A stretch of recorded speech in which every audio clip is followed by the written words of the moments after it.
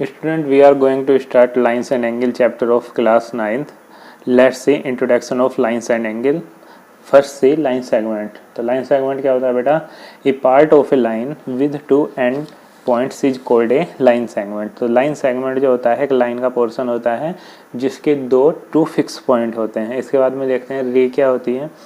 A part of a line with one end point is called a ray. A part of a line, line का एक part जिसमें केवल एक and point हो उसको हम क्या बोलते हैं, रे बोलते हैं. कोलिनियर पॉइंट क्या होता है, इफ़ 3 या more point lie on the same line they are called collinear point. अगर 3 या 3 से ज़्यादा पॉइंट अगर एक लाइन में है तो वो क्या होते हैं, कोलिनियर पॉइंट होते हैं. अगर 3 या 3 से ज़्यादा पॉइंट अगर एक लाइन में ना हो तो उनको हम क्या बोलते हैं, नॉन कोलिनियर पॉइंट बोलते हैं. उसके बाद में देखते हैं बेटा एंगल क्या होता है. An angle is formed when two rays originate from the same end point. Angle हमें कब मिलता है, जब दो रे जो होती हैं आपस में एक पॉइंट से स्टार्ट होती हैं. एक रे इधर जा रही है बेटा, एक इधर जा रही है, तो ये जो है हमारा क्या बन रहा है, यहाँ पे एंगल बन रहा है. उसके बाद टाइप्स ऑफ एंगल में हम देखते हैं कि एक्यूट एंगल क्या होता है, जो एंगल 0 से बड़ा हो 90 डिग्री से छोटा होता है उसको एक्यूट एंगल बोलते हैं. ऑब्ट्यूस एंगल क्या होता है, जो एंगल 90 से बड़ा और 180 से छोटा होता है उसको ऑब्ट्यूस एंगल बोलते हैं. रिफ्लेक्स एंगल क्या होता है, जो एंगल 180 से बड़ा 360 से छोटा होता है उसको रिफ्लेक्स एंगल बोलते हैं. राइट एंगल हम किसको बोलते हैं, 90 डिग्री को बोलते हैं. इसके बाद में बेटा स्ट्रेट लाइन देखते हैं. स्ट्रेट लाइन पे हमारा जो एंगल बनता है वो कितना बनता है, 180 डिग्री बनता है. लीनियर पेयर क्या होता है, if a ray stands on a line then the sum of two adjacent angle is 180 degree, it is called linear pair. अगर एक रे एक लाइन पे स्टैंड्स करती है तो उसके दो एडजस्टिंग एंगल का सम कितना होता है, 180 डिग्री होता है. इसको हम क्या बोलते हैं, लीनियर पेयर बोलते हैं. एक थ्योरम देखते हैं.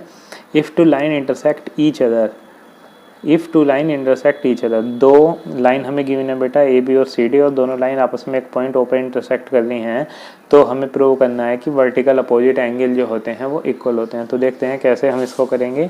पहले गिवन में लिखते हैं. गिवन में हमें क्या है कि ए बी और सी डी जो हैं टू लाइन हैं और इंटरसेक्ट आपस में एक दूसरे को ओ पे कर रही हैं. टू प्रूव में लिखेंगे. हमें प्रूव क्या करना है कि एंगल ए और सी को हमें एंगल बी और डी के इक्वल हमें दिखाना है, ठीक है. और एंगल ए ओ डी को हमें किसको इक्वल दिखाना है, बी ओ सी के इक्वल दिखाना है. तो लीनियर पेयर से देखेंगे. Angle A O C plus angle A O D का सम 180 है. एंगल ए ओ डी और बी ओ डी का सम 180 है. तो फ्रॉम इक्वेशन 1 और 2 से हम क्या करेंगे, दोनों के इक्वल रख सकते हैं क्योंकि यहाँ पे आर एच एस इक्वल है तो एल एच एस इक्वल होगी. यहाँ पे ए ओ डी से ए ओ डी कैंसिल होगा तो ए ओ सी किसके इक्वल होगा, बी ओ डी के इक्वल होगा. इस टाइप से हम प्रूव कर सकते हैं कि सी ओ बी जो है वो किसके इक्वल है, ए ओ डी के इक्वल है. इसके बाद में देखते हैं. यहाँ पे बेटा हमें दो पैरेलल लाइन गिवन है ए बी और सी डी, और ये क्या है, एक ट्रांसवर्सल लाइन है. और ये जो ट्रांसवर्सल लाइन है इसे दो पॉइंट पे इंटरसेक्ट कर रही है, ई पे और एफ पे, ठीक है. तो इसके बाद देखते हैं बेटा ये जो आमने सामने के एंगल होते हैं इनको हम क्या बोलते हैं, वर्टिकल अपोजिट एंगल बोलते हैं. अभी हमने थ्योरम में किया था कि वर्टिकल अपोजिट एंगल जो होते हैं वो इक्वल होते हैं. तो एंगल 1 एंगल 2 के इक्वल है, एंगल 3 एंगल 4 के इक्वल है, एंगल 5 6 के इक्वल है, 7 8 के इक्वल है. तो ये हमारी क्या है, वर्टिकल अपोजिट एंगल है. एंगल 2 एंगल 8 के इक्वल है, एंगल 4 एंगल 5 के इक्वल है. इन्हें हम क्या बोलते हैं, अल्टरनेट इंटीरियर एंगल बोलते हैं. एंगल 2 और एंगल 5 इनका सम 180 है. एंगल 4 और एंगल 8 का सम 180 है. इनको हम क्या बोलते हैं, लीनियर पेयर बोलते हैं. इनको हम क्या बोलते हैं, सप्लीमेंट्री एंगल बोलते हैं.